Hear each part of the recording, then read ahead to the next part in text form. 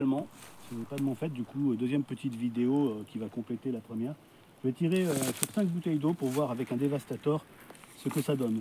Et après, je le ferai si jamais les bouteilles sont encore debout, je le ferai avec le 5,5.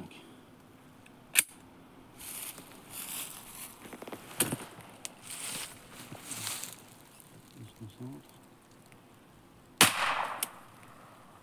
Bon, je pense qu'il n'y aura pas besoin de faire deuxième test. On va aller vérifier tout de suite dans quel état sont les bouteilles. Bon, la première, je vous laisse juger, elle est défoncée. La deuxième, ça a percé. La troisième, ça a percé. La quatrième, ça a percé. La cinquième, elle a dû tomber avant. Sinon, j'aurais le projectile dedans. Donc, on sait que ça transfère sans problème 4 bouteilles d'eau. Alors, du coup, je vais en remettre. Je vais en remettre 3 et je vais faire avec le 5,5 maintenant. Je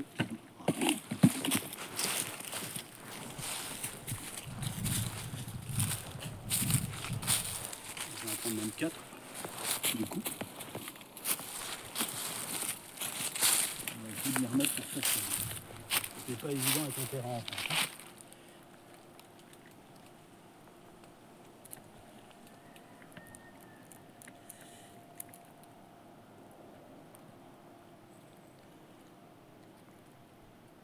Voilà. On va essayer avec le 5,5.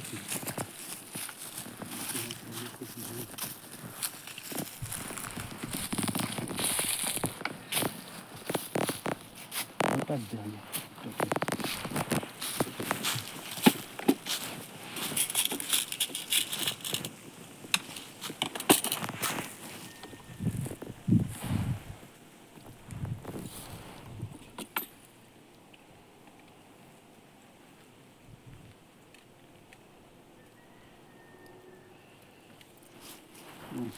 Le 5,5, selon, il est beaucoup moins précis que mon embout plus court en 5,5.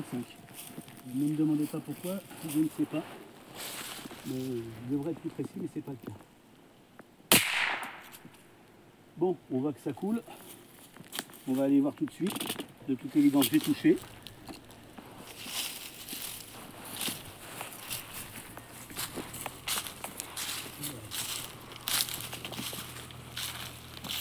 Cette bouteille-là, elle est percée, mais j'ai tapé trop bas. J'ai tapé trop bas, donc ça se trouve, le plomb, il a touché la terre. Donc ces deux-là sont touchés en bas. Celle-ci coule aussi. Celle-ci est touchée en bas. Mais du coup, le plomb, je pense qu'il a touché la terre. Celle-ci, elle est intacte. Je pense que le plomb, il est passé directement dans le sol. J'ai tiré en biais pour que le plomb n'aille pas loin. Du coup, le résultat, c'est ça. Bon, de toute façon, je pense que les 4, elles sont traversées aussi avec l'embout. Bon, on va conclure là-dessus, parce que de toute façon, c'est pas évident de faire un test sur un terrain qui est dans cette configuration. Alors, qu'est-ce qu'on peut dire sur cet embout? Eh bien, écoutez, ces embouts, en tout cas, l'embout que j'ai fait, je suis mitigé parce que j'aurais pensé que j'aurais obtenu plus de puissance. Il faudra que je refasse des tests plus avant. Mais bon, on fera les mesures. Les embouts que j'ai achetés, bon, ben, on voit qu'en 68, mon embout court et l'embout en 68 en aluminium ont fait à peu près jeu égal. Hein, je vérifierai en voyant les images. L'embout en 50, les mesures sont, je les referai. Je vous les mettrai en description quand j'aurai refait des tests valables avec le Chronie et en mettant le plomb bien à fond. Et ben écoutez, l'emboulon, voilà, l'emboulon, je l'avais testé au stand et j'avais fait quand même un très très bon groupement. Très très proche. J'avais dessiné une fleur dans le centre de la cible. C'était point visé, point touché. Donc il était quand même très précis. À défaut d'être super puissant, il est très précis. Donc je vais vous faire les mesures dans la description.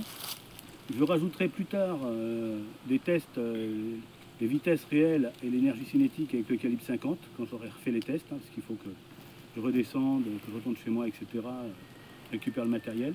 Et il y aura une prochaine vidéo qui va sortir sous peu également.